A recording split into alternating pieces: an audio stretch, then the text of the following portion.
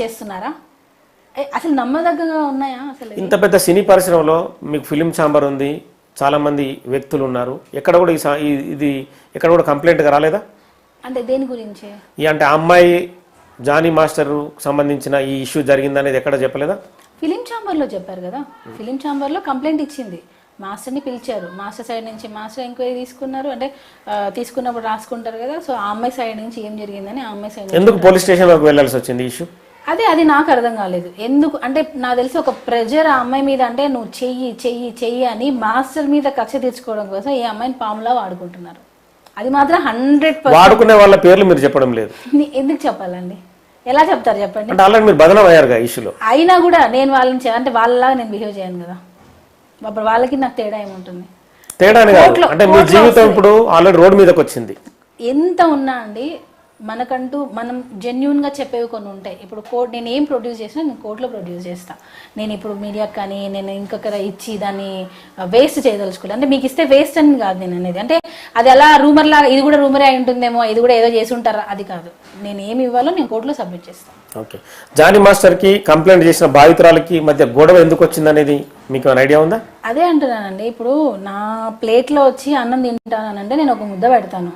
అదే నా లైఫ్లోకే వస్తాను అని అంటే నేను ఎలా ఒప్పుకుంటాను? నా లైఫ్లోకే వస్తాను అని అంటే నేను ఎలా ఒప్పుకుంటాను? లైఫ్లోకి వచ్చేంత ఇష్యూ జరిగిందా? ఇప్పుడు కొట్టింది కొట్టింది కొట్టింది అని అంటున్నారు. ఎందుకు కొట్టింది అంటే మీరు ఒక పదం అంటారు, నా లైఫ్లో చెప్తాను నేను. ఇప్పుడు కొట్టారంట ఎందుకు కొట్టారు?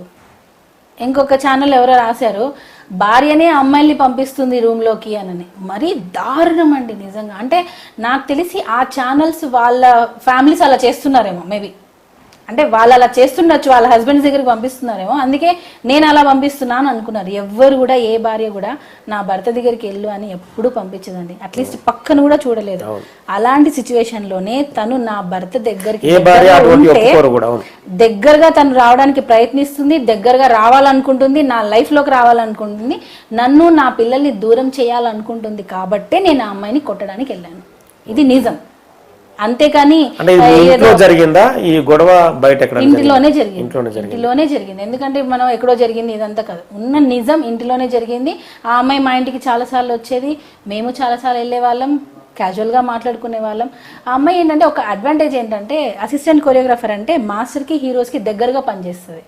సో తనకి ఆ లైఫ్, ఆ లగ్జరియస్ లైఫ్, ఆ కార్లు, ఆ రెస్పెక్ట్, అంటే మాస్టర్కి ఇచ్చే రెస్పెక్టే ఈ అమ్మాయికి ఇచ్చేవాళ్ళు. ఎందుకంటే అసిస్టెంట్ లైఫ్ బాగా, ఇది ఒక రకంగా హనీ ట్రాప్ అంటారు కదా, మీరు దీన్ని హైలైట్ చేయండి.